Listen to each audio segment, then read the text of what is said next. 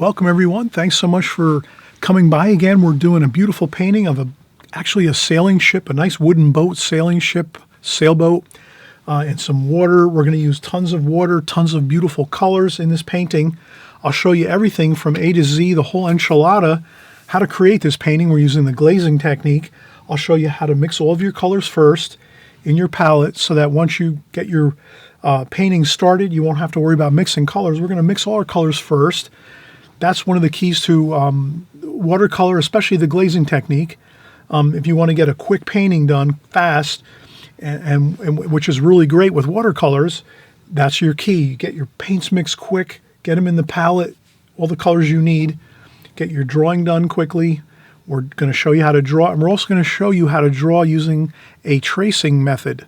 So in this video, you're going to learn a great tracing method, how to use some acetate, which is basically plastic film that you can set over the top of your phone, over a magazine, over a watercolor book, over any type of, iPad.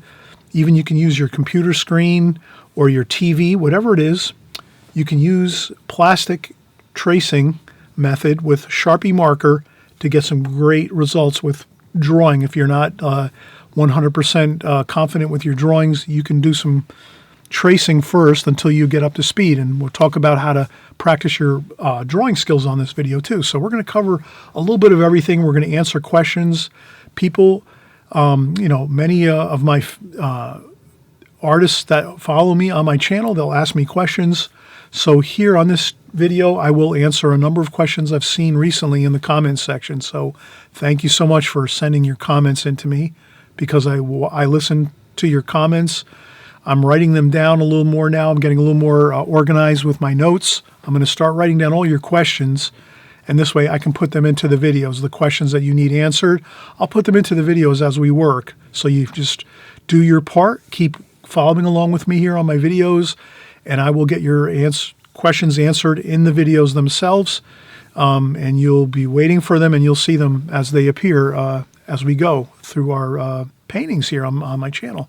So this is an extreme beginners video. So this is going to be more or less a beginner style video where I'm going to use my beginners tools, which are basically synthetic brushes. I'll cover that in the video too, what brushes I'm using, what pencil I'm using, and the whole enchilada. All right, so strap in, have a cup of tea, a cup of coffee, some water, some soda, whatever you like to drink. Grab your favorite drink with you and set it aside here, and we're going to get all our gear together, our paints, our paper, our brushes, and we'll start another fantastic painting, okay? All right, we'll be right back.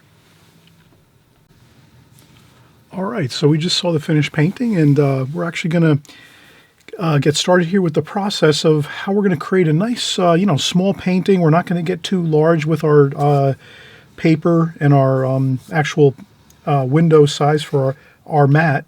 So basically what I did is, I always mention this on my videos, if you can, try to pick up some pre-cut mats. You can get them online on Amazon or on any art supply store online. Or you can go out to your art supply, hobby shops, anything like that, and you'll find that they'll always have mats like this. These are pre-cut mats. Basically, they fit perfectly inside predetermined frame sizes. So really, when you buy a pre-cut mat like this, you're basically going to have a perfectly laid out design of your painting and the size of your frame. So this happens to be a 10-inch.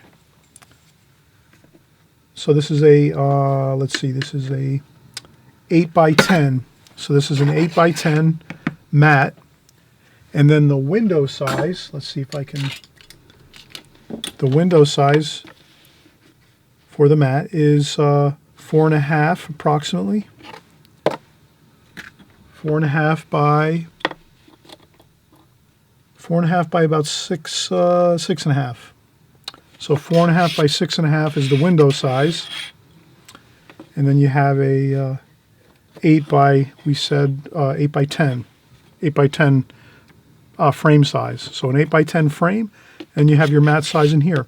So if you buy these and you just have just a few of them, you just buy like maybe 3 or 4 different sizes, and then whenever you start a painting, you just make sure you use this window opening for your size of your painting. But you're always going to want to make that that painting that you're going to create or that composition a little bit larger. So let's show you how you do that.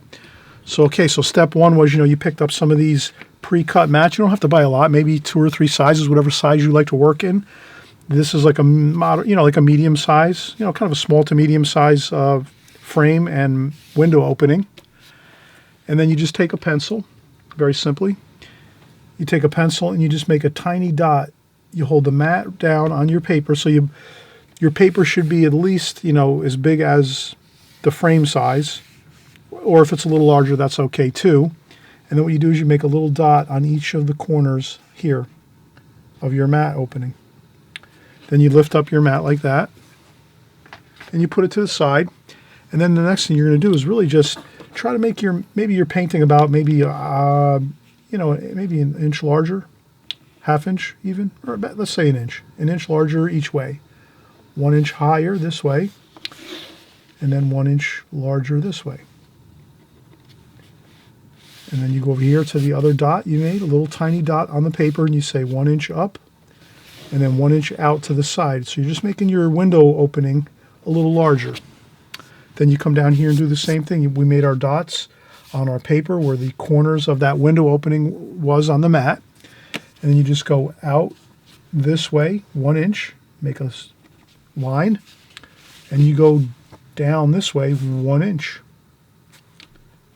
And the same thing over here. You're going to go out this way to the right, so you're going to actually enlarge this whole painting by 1 inch. So this way, when you set your mat down on the paper, after you've created your painting and your composition on here, you can drop your mat on the paper and you can move it around a little bit to get a little bit of a better perfect spot. You can kind of have fun with it when you look at your painting, and we're going to do that later. We're going to finish our painting, and then we're going to put our mat on top and move it around and see where the best spot is. Sometimes you really be surprised moving around that mat just a little bit here and there, a little bit left, a little bit right, a little bit up, a little bit down.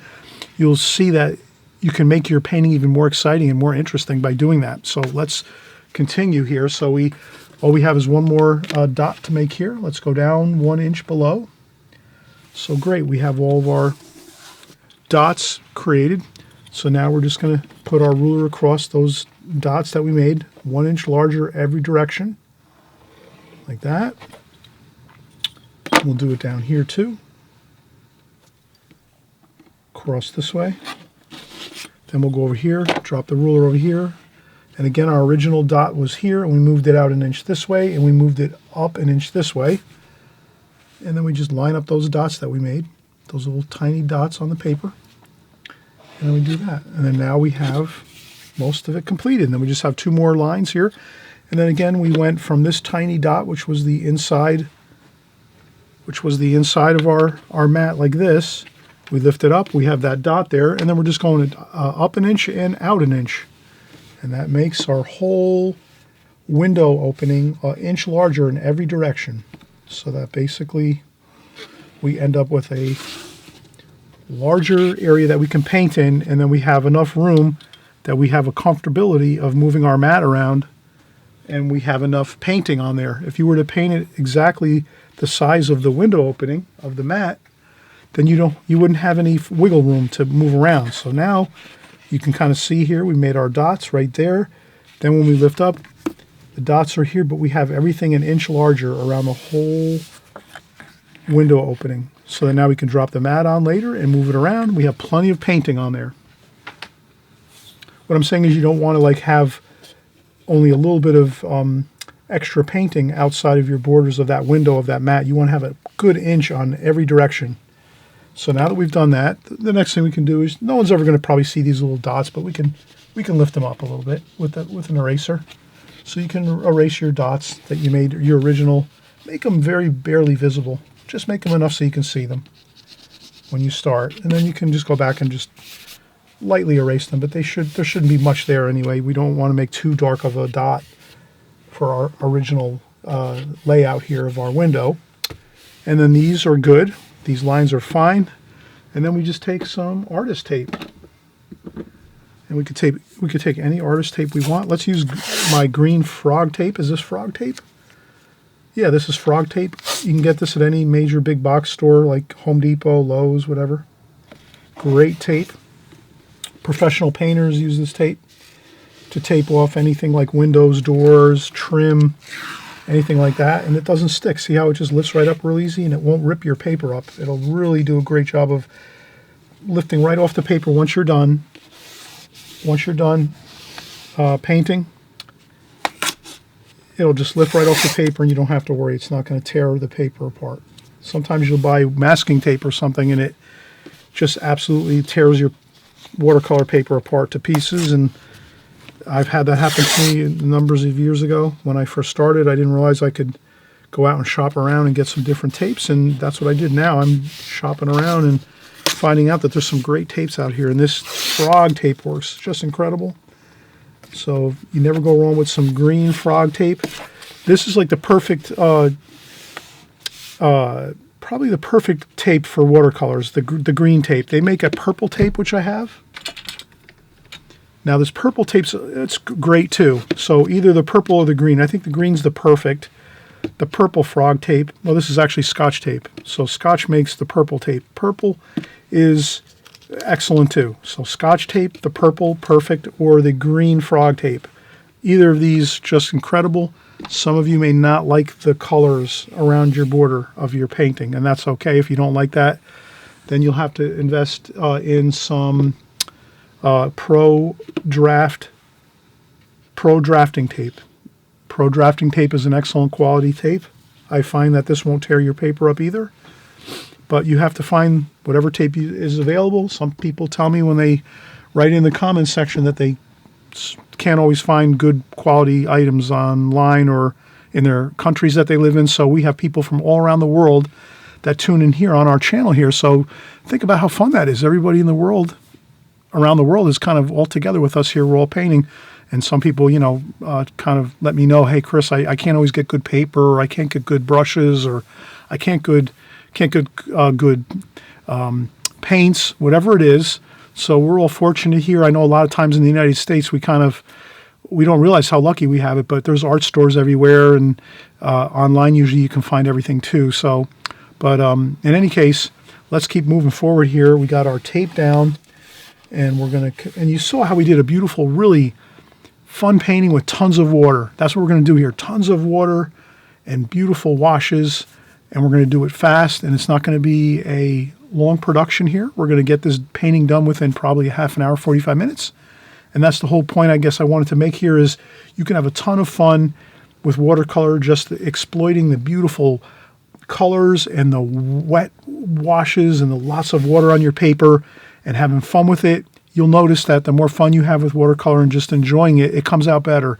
If you're kind of stressed out, you're going to see that in your painting. Always remember that. Whatever you're feeling and your emotions that you're when you're creating your artwork, that shows through in your actual painting. It does. It really does. So, and I heard many great artists say that so if you're having fun and just having a good attitude and saying, hey, you know, I'm just going to have fun doing my watercolor, no matter what level you're at, if you're just starting or if you've been painting a couple years, just take the attitude of having some fun with it. Even if you do some small compositions, you know, you don't have to feel like you have to paint big paintings or anything like that, or, anything, create whatever size you want. If you want to paint small, paint small. If you want to paint large paintings, paint large paintings. But the main thing is have fun with it. Get that water and paint on there, have a good time of it, and that's what's going to look really good. It doesn't matter if your skills are just starting out, you're just having basic skills, or whether you've been painting many years. As long as you're having fun and taking that attitude, your painting will look good. I promise you that. So let's see this in action. All right, so we're going to come back now in just a second. We'll do our sketch first, we'll wet our paper, and we'll start putting some watercolor paints on there, and you'll see what I'm saying, that let's have some fun. It'll look good. Okay? All right. Be right back.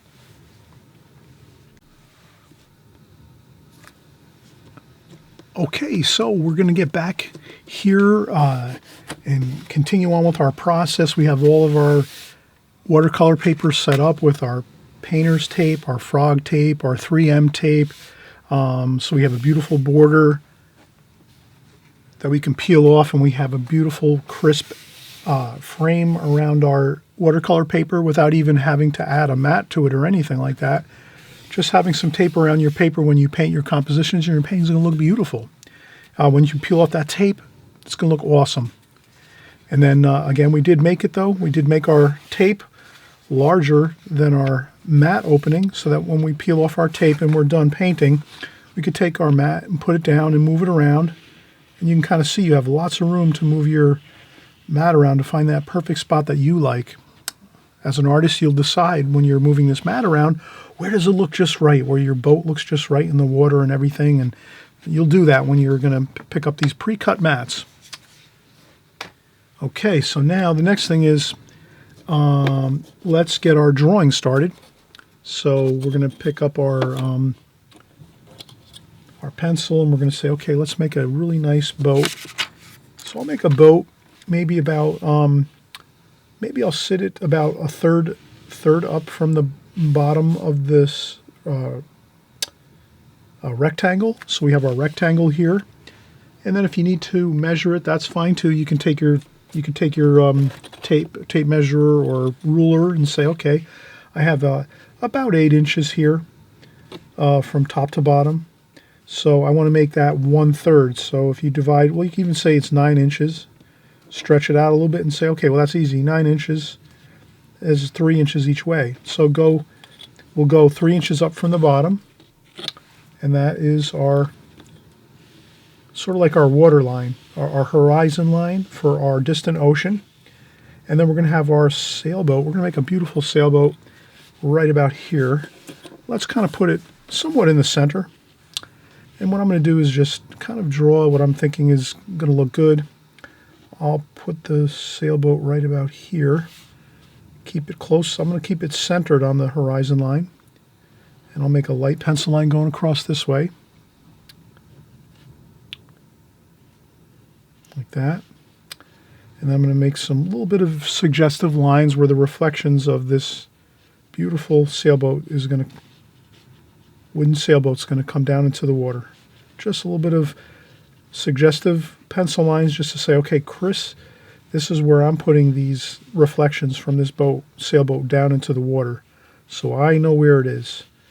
The bottom of the boat's here. We're going to have the reflection of the boat in the water. The same width of the boat is going to be our reflection. So it's basically like a mirror. So as you go, you'll notice that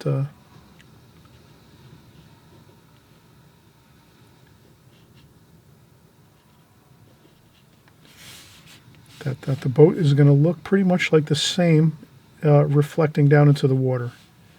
And then here, let's make some rigging and things. It doesn't have to be perfect. You can take a small ruler. You can use my sketch here as a guide for you so that you can and I'll show you another way to do this. If you're not happy with this, I'll give you another option, which is pretty cool. Let's try that option next. But right now, I'm just going to use a ruler to get my mast on my boat here up, kind of like straight, pretty much like that. And then we're going to have another bit of rigging this way and a mast over this way. A little bit lower, like that. This one's up a little higher. This one's about here. And then we're going to have one more coming up this way toward this here. So if I can imagine, it's going to attach to the top of this mast this way, the rigging lines. I do that. And I have a nice setup here for my sails. And then I'm going to do my sails. And when I do my sails, of course, I want to just do them fun, kind of quickly. I don't want to take too much time, like kind of suffering over these. I want to get them halfway decent. And this one goes there like that. This one goes down here. This one comes up here. Like that. This one comes down like this. This one goes like this. Down into the boat area. Into the area of the boat, the center of the boat. Not quite the center, but that's about close. And then this one over here, some rigging there. And there's another bit of, And then we have a couple lines here, a couple rigging lines like that. Okay, not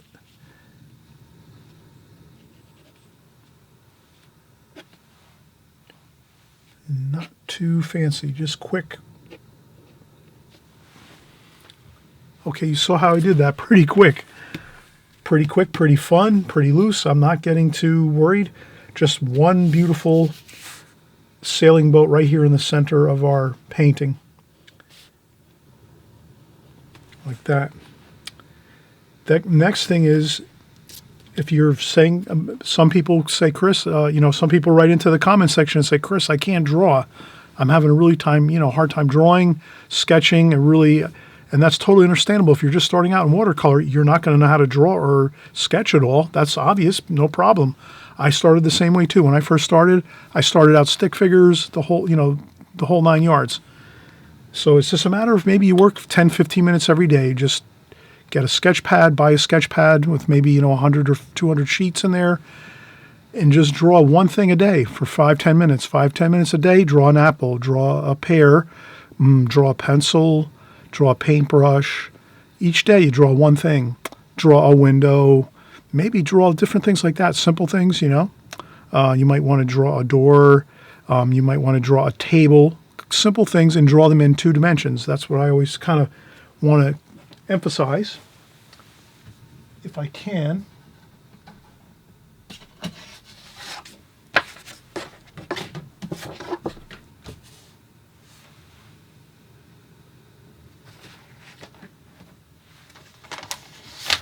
I'm trying to find some scrap paper, but if you can draw in 2 dimensions, that's really great. So if you want to draw a table, you draw a table in 2 dimensions like this.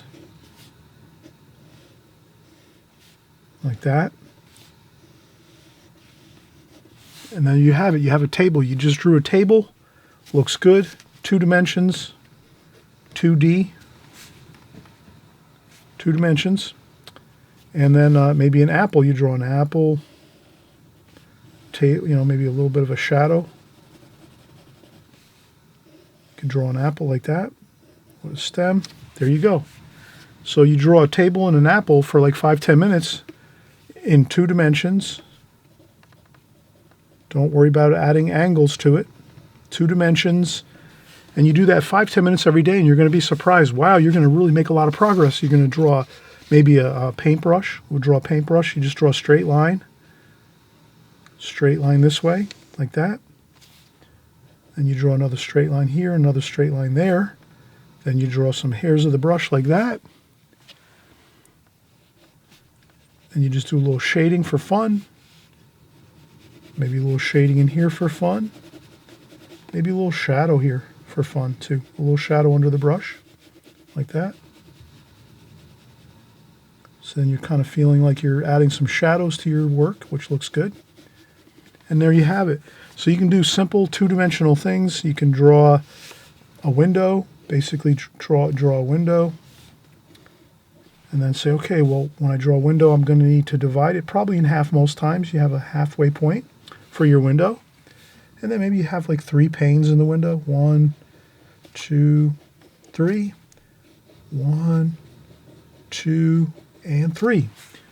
So within 5 or 10 minutes, you can draw a table, a window, an apple, a paintbrush, and that's it. And that's all you need to do. And you just do that 5, 10 minutes every day, you'll start to get the hang of it. That's all it really is just practicing it over and over and over again. If you draw all of these things for 1 month, 5 minutes every day, by the end of the month, you're going to be able to really draw these really well because you're kind of used to it. You're in the flow of things. You're always going to kind of know, okay, I'm ready to do my table. There we go. Window, I'm going to do a window with 3 panes each side, top and bottom side. I'm going to draw an apple. Maybe you're going to draw a pear like this, a pear with a stem, a little bit of a shadow underneath it, scribble a little shadow under there. Have fun with it. Have fun when you do your sketches and your drawings. That's the thing. Just have fun with it. Don't suffer over it. Don't worry about it. Don't keep saying to yourself, oh, I'm never going to learn to draw. Quite the opposite. Just say, I'm going to have fun. I'm going to draw an apple. I'm going to draw a pear. I'm going to draw a window. I'm going to draw a table. Have a good time with it. Just do it 5 minutes only maybe. But 5 minutes every day, believe me, adds up a lot. After a couple months, you're going to be surprised how easy it is to draw these items if you just did these few items here. And then you can find other items that you like to draw. I'm just kind of showing you what I might like to draw. But trust me, you draw 5 or 10 minutes every day on a piece of printer paper, or if you get a little sketchbook, you'll be surprised. You'll really make a ton of progress. And then again, if you wanted to create a painting like this and you said, oh, Chris, I don't know how to do it, you could take your phone. I've done this numerous times if I have to. Like if I'm creating something for somebody, like a painting for somebody, like that needs a professional, something like an illustration that they might use for like a brochure for their business. I've done work for people that have businesses and they need me to draw brochures and things and come up with creative ideas. What I do is if I'm not familiar with the subject matter, let's say, like I've never drawn a boxer or, something like that. I did one time, I did a poster for a martial arts center, and I didn't know how to draw a martial artist boxing, so I had to look up this stuff online, and then I used acetate, which is basically a plastic film. You can find this online, acetate, or you can also find sometimes around the house, you'll find some plastic that you can use with packaging and things, and you just put it over the phone or your computer. You might take a little bit of tape, put some tape on top of your phone with the plastic so it doesn't move, and then you just take some black magic marker and you trace over whatever you need to trace, like this. So I'm tracing this boat right now, this sailing ship.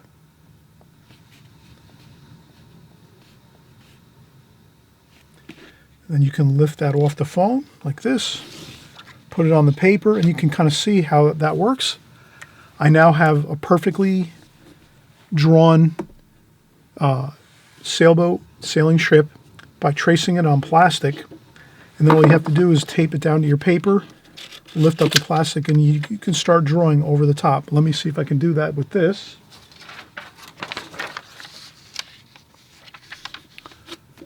Like that. So you tape down your plastic, and then you just start right here, and you hold down your plastic, and you just start tracing it. Like that. You just kind of keep lifting it up. Look how good that looks.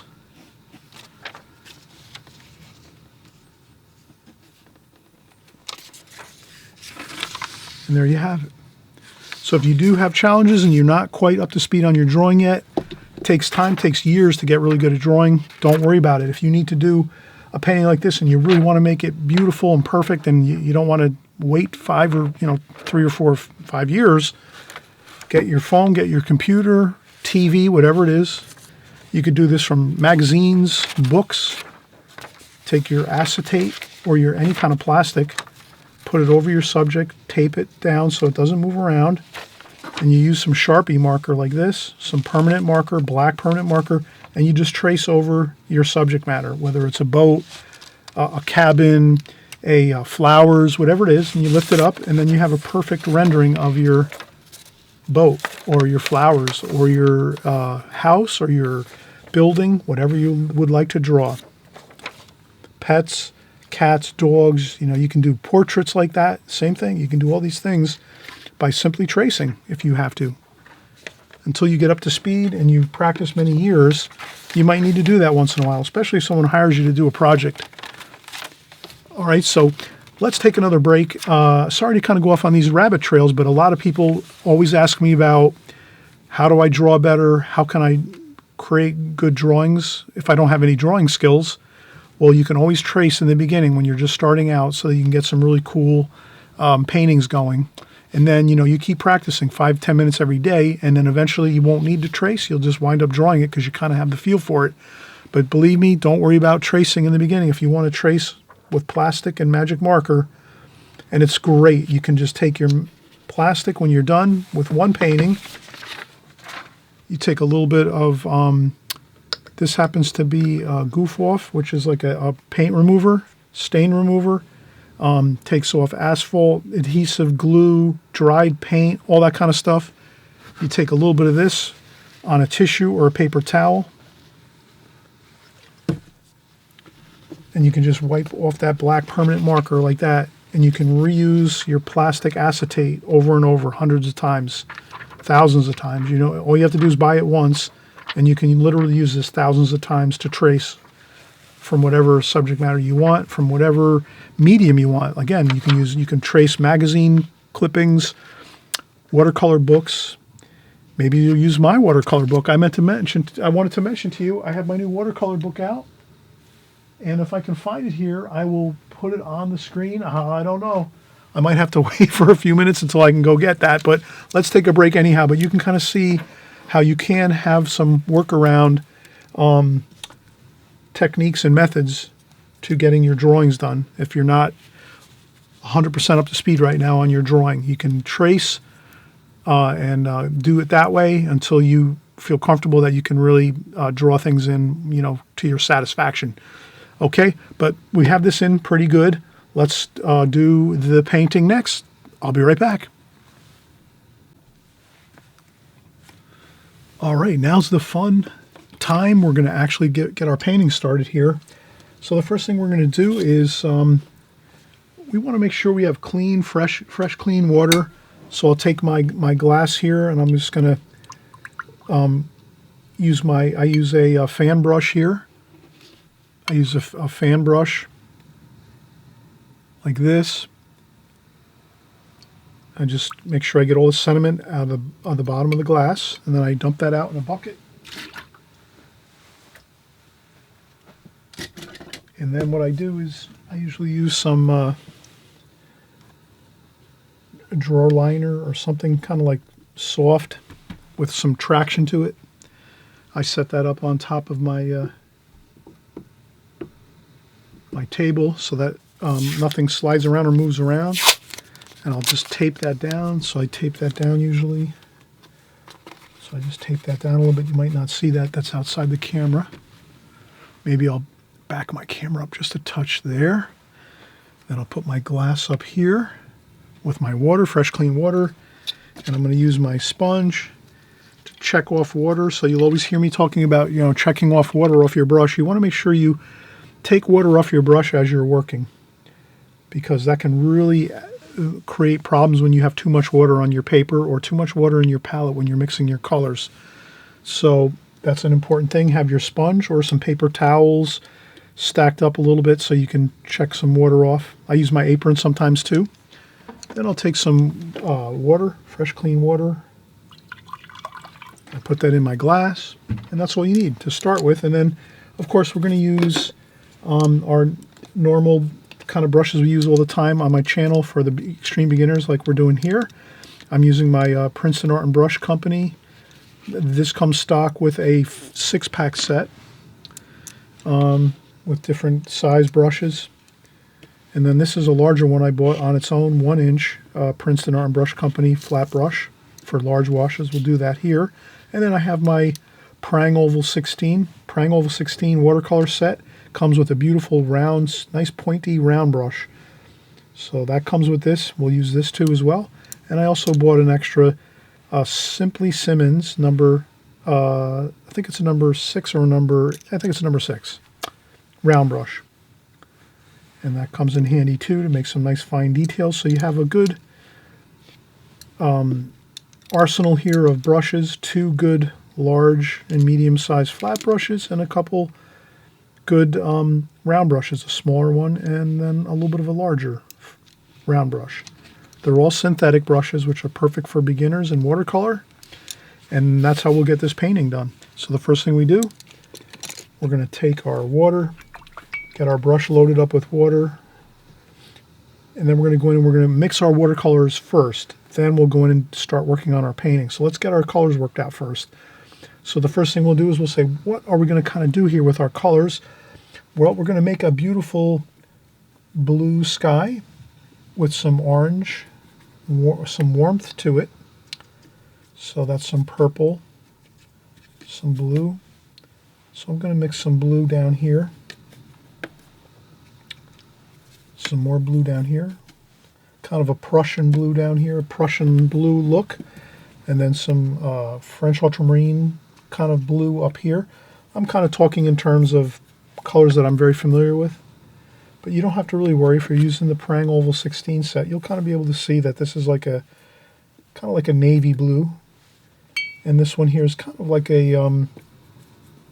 turquoisey, a tiny bit like, kind of like a navy blue with a little bit of green in it, like a little bit of turquoise color to it.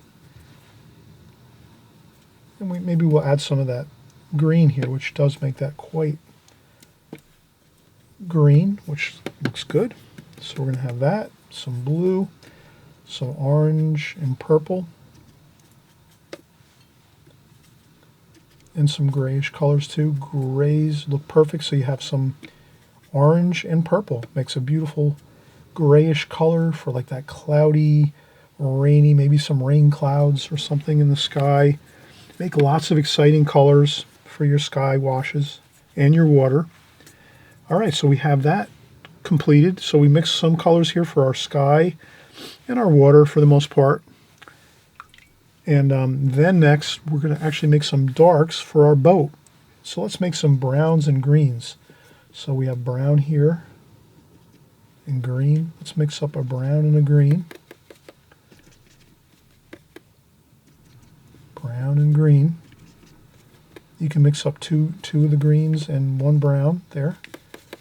And that gives us a nice kind of olivey green. That looks pretty good. Maybe that's a little bit of this green here too to mix in there. That looks pretty good.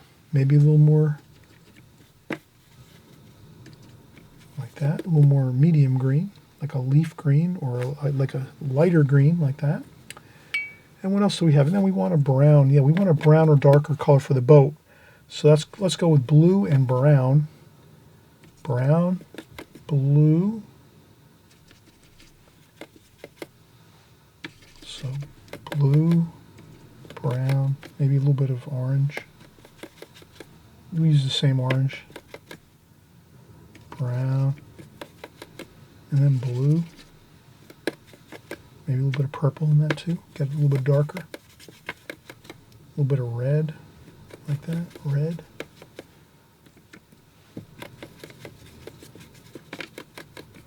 And brown. Okay, so we made a nice kind of reddish brown, like that. We have our greens and we have our blues over here for the sky and the water.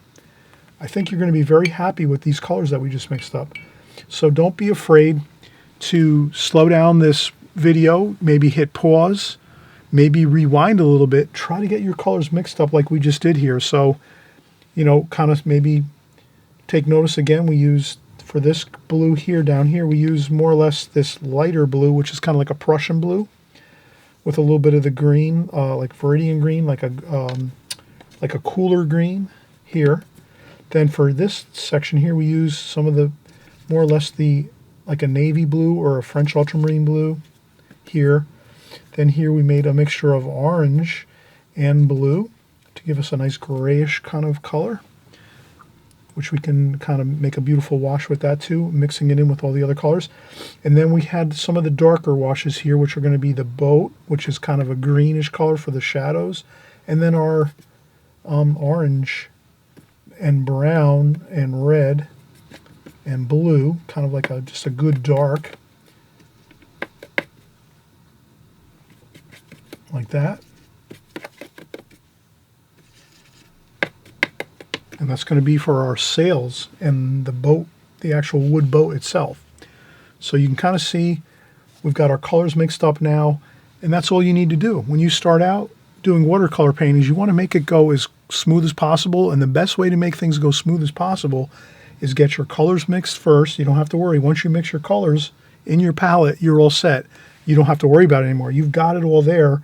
Then all you have to do is just start painting and get it onto your paper quickly, and then everything else just flows real nicely, and you kind of already know. And if you have to make some notes for yourself, you could do that too. If you kind of maybe aren't sure, where's everything going to go onto the paper as you're working, by all rights, you could take a piece of paper and put it next to your palette over here on the left side of your palette, like a strip of paper, maybe like you could maybe fold a piece of printer paper in half. That might work. where you fold a piece of paper in half like this, and then set it alongside your palette, and then you could kind of write down on your palette where you're going to use everything. So this would be the boat, and then this would be the boat reflection, and then this could be the sky, and this could be the sky, and the sky and water, sky and water. So you could scratch some notes next to your palette if you have to with a piece of paper that, like, you know, next to it, if you need to. I'm not saying you have to do that, but if that helps you, that might work too. Again, I've been painting a long time, 15 or 20 years, and I started when I was really young as a young boy painting too, so I have a little bit of experience and hands-on experience when I was very young painting and stuff. So, you know, I don't want to take it for granted that you know all the tips and tricks and little things that I've used over the years. I want to show you everything I can that's going to help you to create better watercolors. So I'm going to empty this water now to get fresh, clean water. Typically, when you mix all your paints in your palette, your water is going to be really muddy and murky. You don't want that. You want to, once you're done mixing all your colors, then you empty your water bucket and put fresh, clean water in there. You have to have that when you do the first wash that we're going to start in just a second. So I'm going to take a quick break, and you're not even going to notice I'm going to take a break because I just usually shut the camera off and then I turn the video camera right back on in a second or two. So you don't have to really worry about that, but I am going to take a break. When we come back, now we're going to start the painting right away. Okay? All right, so I'll be right back. Okay, let's get started. We're going to actually, the most important part of this phase right now of our painting is making sure we have fresh, clean water. Even when I do this, I clean my brush like this. You can kind of see after all that mixing of paint over here, mixing our washes over here, even when I clean my brush, that's not going to be so great. So you can see how muddy water gets just with even cleaning our brush here. Let's empty that.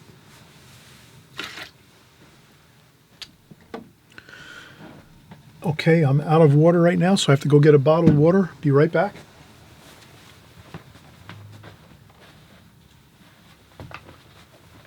Okay, I'm back, and I have my fresh, clean water, bottled water.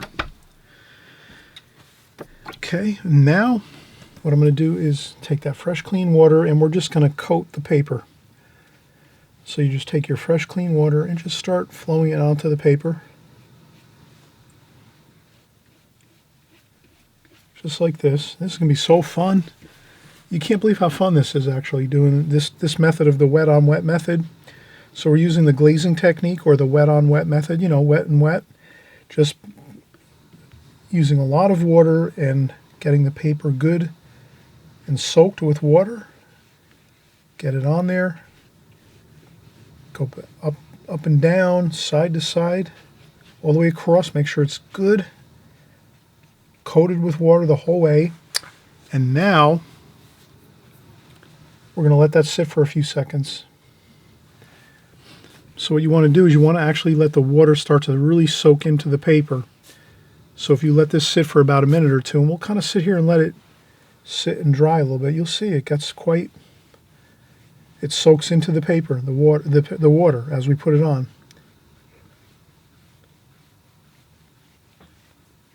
And then what we want to do is, once this kind of soaks in, we want to get another coating of water on top of this, and that's when we're going to start mixing our washes onto the paper, and you'll see how good that looks. And then what I always do is I always have a tissue on hand, and I'm going to lift up any puddles of water at the bottom of the paper here. So you'll always notice I'm going to lift up the puddles of water at the bottom here as we're working on this painting, because naturally my board is a little bit on an incline, so I'm working on a touch of an incline. It might only be about an inch, inch and a half at the top of my board here. So it's a 2x4 underneath my board here that I'm working on. I'm working on a masonite board, and then I have some foam board on top of that. So, and it's about like an inch and a half tilt this way, going down. So the water always tends to just slightly trickle down this way on my paintings. Okay, so now we've let that soak in a little bit. Let's get a little more water. And now you can see we're going to get more water on here and kind of work it on down. And then now at this point, you're really going to see how great this looks. I add a little bit of extra water to the top of the paper here. And then we're going to go in and get our sky washes and just watch how good that looks. Doesn't that look great? Get all those colors on there. Make it darker at the top, like so. Make it darker up here. Like that. Make it dark up top. But let that water flow down just like that.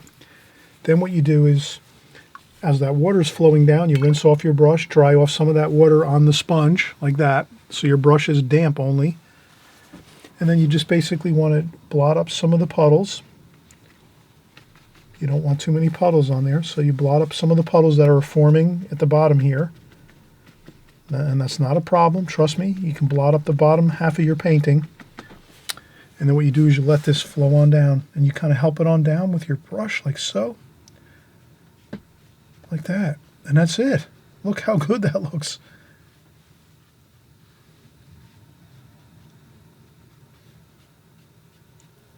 And you just slowly smooth that wash right down to the bottom of the page. Does that not look great? You can always lift up a little bit of paint and then smooth a little more like that.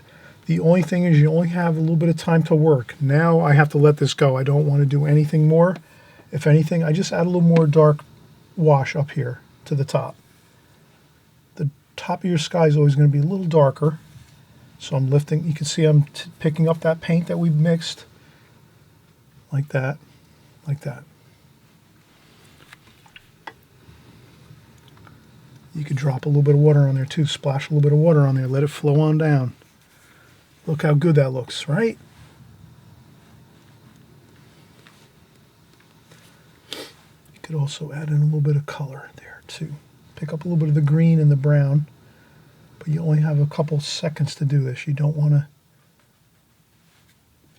I'm using a little bit of that brown and a little bit of the green.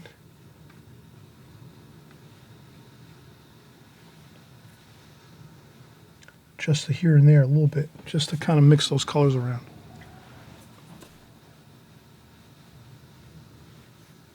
Then I'm going to take my brush and just whoosh, whoosh, whoosh. Have a good time with this. Do not fret. Do not worry. Rinse off your brush. Rinse off your brush. Dry it off on the sponge so that it's only damp, and then smooth it down. But after about a few minutes, that's all you have, and then you have to just let it go and say, all right, that's it. Woo, that's it. I'm just done. Now you have to be done. Now we're done, 100% done. Do not go back in here anymore now. You only have a couple minutes to work on this, and then you have to really let it go and just let it dry, because if you keep going over it and over it and over it, it'll ruin it, actually. So just let it be. Once you see that it's sort of, I just try to dry up any puddles at the bottom here on the bottom of the painting. And then I just go back over again and smooth that out a little bit. That's it. That's all we have to do. Now I'm going to come back in about 5 or 10 minutes because I'm going to use a blow dryer to blow dry this off. But if you want, you can let this dry naturally for like an hour or two. Maybe after 2 hours, it'll be fine. Or maybe even an hour. You have to test it out. But I think you're better off letting this dry 100%, then coming back in and working. If you really want to push the boundaries of your art and get really excited and say, you know what, I'm going to test things out. I can always do another painting, you know, tomorrow or the next day. So you don't have to worry. It's not like you're creating a disaster or anything like that. You could try this same painting 3, 4, 5 different times. What you could do is try to start back in and start doing your boat and your details here when the paper's damp and not quite 100% dry. But if you're just starting out and you've only been painting a couple months or, 3 or 4 months or something, and you're really kind of tentative, that's when you don't worry about it. You just let this dry 100%, whether by blow drying it or letting it dry sitting in a room for a couple hours until it's 100% dry, then you're fine. Then you can go back in and you can do your boat details. And we're going to do that now. We're going to come back in 5-10 minutes after I blow dry this, get it dry enough that I can go back in and start doing the boat colors. Okay, so we're going to work on the boat next with the reflections, and we'll be 100% done. Okay, so again, we're having fun here. That's the key. Do not worry. Do not stress. Have fun with this. And again, if you have to do this 5, 6, 7 times, this painting, do it that many times until you feel happy with it and you say, wow, I've got it. I kind of did this painting, and maybe I did it 5, 6, 7 times, but I get it now, and I've got it, and it looks really good. So if you try it the first time and it comes out terrible, don't worry about it.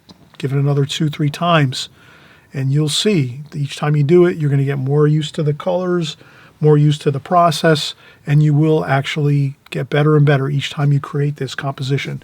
So again, don't worry about it. But I'm going to take a quick break, get the blow dryer, dry this off, and I'll come back in and, work on this again within like 5, 10 minutes, okay? All right. I'll be back in just a second. Oh, and I forgot to mention, if you really are having a good time with this video, hit the subscribe button below on the right-hand side. Don't lose track of me. If you're having fun on my channel and you really enjoy it, we cover all the details here of watercolor. I cover the same methods and techniques week after week, month after month, and year after year. So if you're painting here on a weekly basis, you will learn watercolor. Absolutely, you will learn the basic, rock-solid methods and techniques you need in watercolor to create beautiful paintings. So it's just a matter of you coming back week after week and month after month and even year after year.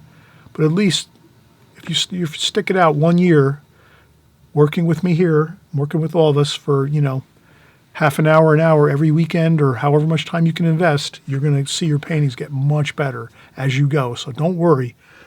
We're going to, again, continue with our game plan here. The game plan is let this dry. 100% if you just started out with your watercolor painting. But if you've been painting a while, maybe you've been painting a year or 6 months, you might say, you know what, Chris, I'm going to go back in there and do this while it's still damp. I think I'll get a better result. Be careful, though, because when you go back into damp paper, you know the bad results that can sometimes happen. The paint just goes, and it makes a terrible mess. So don't let yourself fall into that habit of going in when it's too soon. Let this dry almost till it's 100% dry, and then go back in and work. Eventually, after, it does take a couple years, I have to admit. So don't ever get frustrated with watercolor. Have a good time. Enjoy the journey. It does take time to learn watercolor. It's not an easy medium, but you'll be satisfied and happy that you kind of stuck with it, because you have to realize it's a feel thing. You have to really work a lot with watercolors to kind of get that timing down. That timing is really everything with watercolors. So if you go in too quick here, your paint's going to just go and you're going to make a giant mess. But if you let this dry 100%, you're going to get a really good result. And then if you even want to get a really intense, exciting result, you've got to learn how to go in at just the right time between when it dries 100% while it's still damp. So if you can go in when it's a little bit damp, but without having it cause problems, that's where the key is, right there. So you have to learn that spot, that perfect little spot, to go back in at the perfect time, okay? And that's some of you I know are saying, Chris, I know what you're talking about. So, all right, let's have fun. Again, let me come back in 5, 10 minutes. Let me dry this off for the most part, 90%, and it'll be a little bit damp, but I'm going to go with the safe route, get it dry, and then come back in and work. Okay? All right, so give me a second, and I'll be right back. All right, we are back in business, and like I said, I took the blow dryer and I dried off the my watercolor paper here with the first wash, the first glazing that we did. So we're using the glazing technique, incidentally. Don't forget, we're going to always talk about here on my channel the glazing technique and the alla prima technique. So this is the glazing technique. Essentially, that's getting your whole paper on your first glazing, a light wash over the whole painting. Let that dry 100%, and then you go back in and you do your darker washes over the top. And that's the glazing technique for the most part. And then our alla prima method of painting, which we use a lot too as well. Probably most of the time we're using the alla prima method. And that's basically when you take your painting and you just basically start out in one area, usually with the dark paints, and you just start working from there, and you work the rest of your painting out from there. So you're not really doing that first wash of watercolor paint on the top of your paper. So let's get back into it here. So we let I use the blow dryer. It's pretty much quite a bit dry. It does have a little bit of a buckle in it. I don't know if you can see that on camera, but it does have a little bit of a buckle or a bubble to it. But I can work with that. That's not a big deal. Like I said, most it's really dry to the touch, which is the key. And then let's get started right away. Let's get, we'll use our round brush here. I'm going to use, actually, let me use the, let's use the Prang Oval 16. And then I'm just going to go in and we'll start using our colors right here. We already pre-mixed everything, so we don't need to worry. Let's just go in, we'll get our brownish red sail color. And then we'll just start getting our sails in. And we already, again, we have our sails that we have drawn in with our drawing, our pencil drawing. And if you need to, again, if you need to trace, do not feel embarrassed at all. If you're just starting out and you don't know how to draw, by all means, you pick up some of that acetate plastic, which I showed you early in the video. Use that so that this way you can kind of create some beautiful paintings to start with, and you don't have to worry and kind of like think to yourself, you can't create some really nice paintings to start with. Get some tracing going on. I use tracing still in my career as a watercolor artist. Sometimes people ask me to create a painting for their business or some kind of special art that I haven't created before, that I'm not familiar with, like a certain subject matter, let's say. I might use tracing to help me create my painting quicker and better, and so they don't have to waste, my time or my client's time. If someone's hiring me to do something, I need to do it quickly and get it done and get them the product. So I'm just saying, as an artist, professional artist, you have to think that way. Like, you got to get the best result you can, whatever way you have to do it. So sometimes you have to kind of think of quick methods to get things done fast, and that's how you do it. You get in there, you use some tracing paper if you have to, and then you're going to be much happier. All right, so now I'm doing my sails on my boat, and this is looking pretty good. And I'll go over and do this sail here. And again, if you can do happy strokes like that, it's going to look like a happier painting.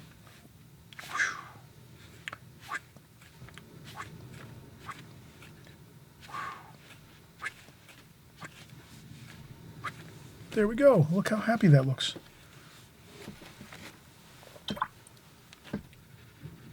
Sometimes if you get too happy with your brush strokes, that could be a problem. Get a little bit of tissue or paper towel if you go over an area you don't want to, and then blot it up. There we go. That works. That works. A couple of spots here. A little bit of splashing never hurt. Looks good.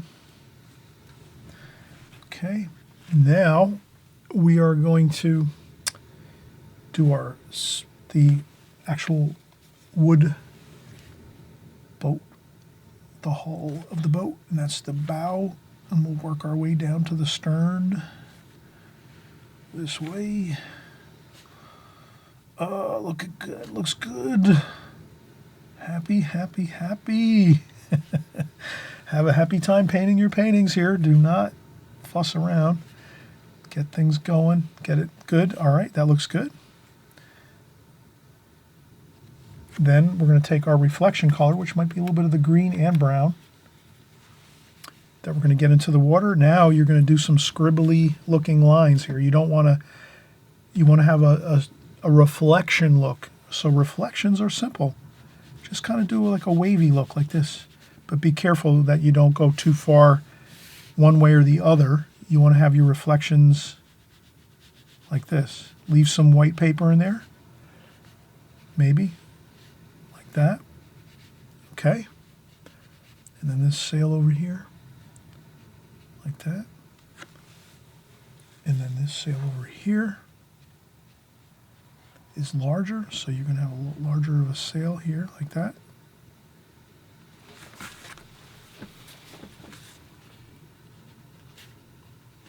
Like that. Splash on a little bit of water, maybe. See how that looks.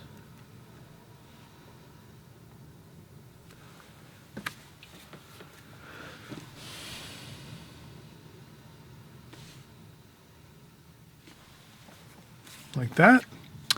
Okay, we're almost there. We'll get a little more brown here for the boat, the cabin here on the cabin section.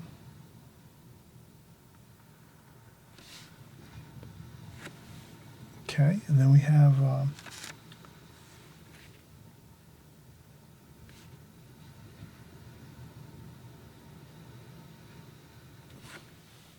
little bit of some fine detail, but you don't have to get too much worried about the details here. Just try to get some. I think that looks fine and good. Then you're going to take some of that blue, and we're going to just do some distant hills over here in the ocean.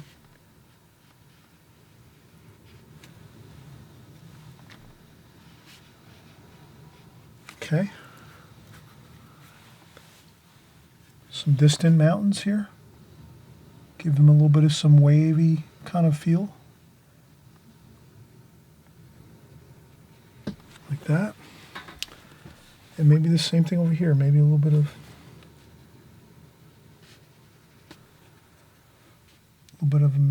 a mountain range coming down into the water here. Like that.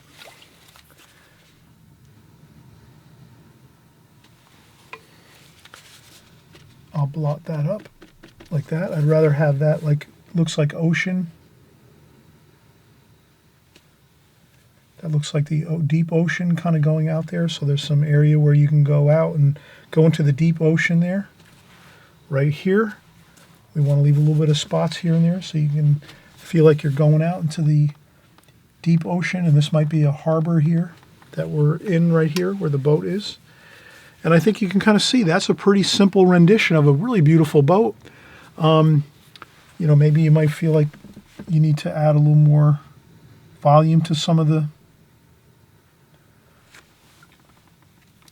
sails. It's possible. I think that looks pretty good. I wanted to add a little more to this one there. Then you can do some rigging, which is your fine lines with you. You have this. This is fine. You can mix a little bit of green and brown for your rigging lines. You want to make them light though. So you might want to dry off a little bit of your brush on a paper towel or tissue first so you don't make the lines too dark.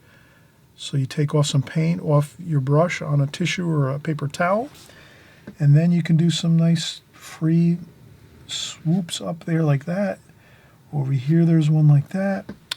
So you get some rigging lines here like this. There's another one over here like that. There's another one there like that. Then we have a small flag at the top here on this mast. And then there's a little bit more of a mast point there, where the top of the mast is, that goes beyond the sail.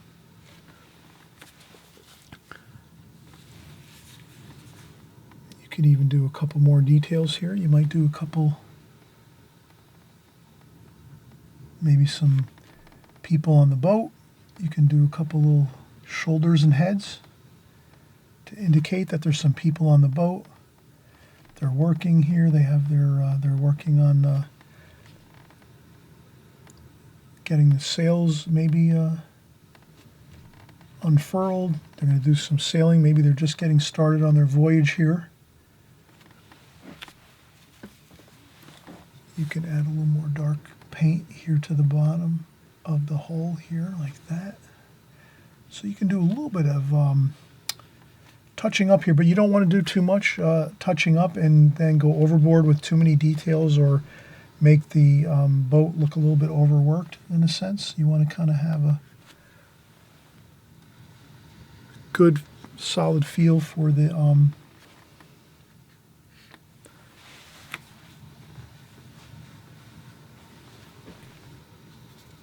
overall rendition of this. So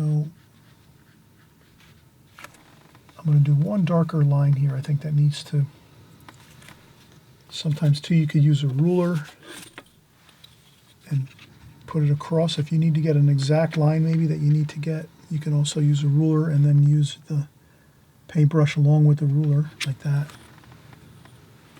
That could work sometimes good.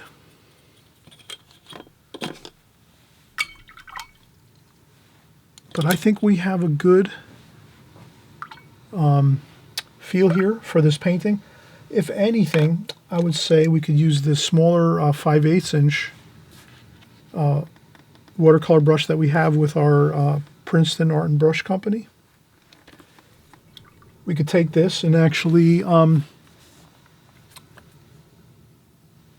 maybe add a little bit of that green. And then maybe we just want to do a little bit of some water, kind of some water like this. In the foreground here, like this. That gives you that kind of choppy feel for the water. And then, so that's for the foreground here. You can do that while it's dark here, like so. That looks good, doing it darker at the bottom of the painting. So you might want to make this all dark at the very bottom, kind of like a base to the bottom of the water here that you have. Then you go back in and get a little bit of the choppy bit of choppiness of the water. And then as you go forward, you make it lighter. You don't want to make it dark. Keep the darker washes closest to you here, right at the bottom of your painting, darker. Then you go in, and this is just an extra little bit of oomph for your painting if you want to kind of give it a little extra. And then you do lighter washes here, like that, or lighter little bits of like this. And then you leave it just plain water up here with no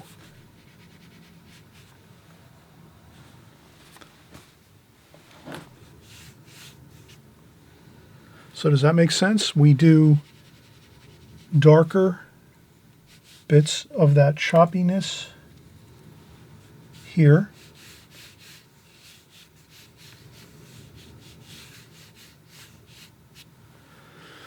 Having fun, you can kind of see I'm just doing the wave action, which is, you know, kind of like up and down like this. And then over here you leave this, you're not going to see all these details over here in the distance. So this you leave plain paper. You just want to do your choppy waves right here at the bottom, and you want to make them darker. Like that.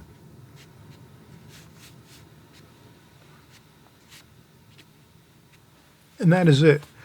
The main thing is not to go too overboard with too many details or going and overworking this. Let's not overwork this. Like that. I think that's perfect, okay? So thank you so much for coming by, painting along with me. We did a beautiful painting here. Really, we didn't work a tremendous amount of time, like 2-3 hours. We got this done in like an hour, maybe an hour and 20 minutes at most, probably.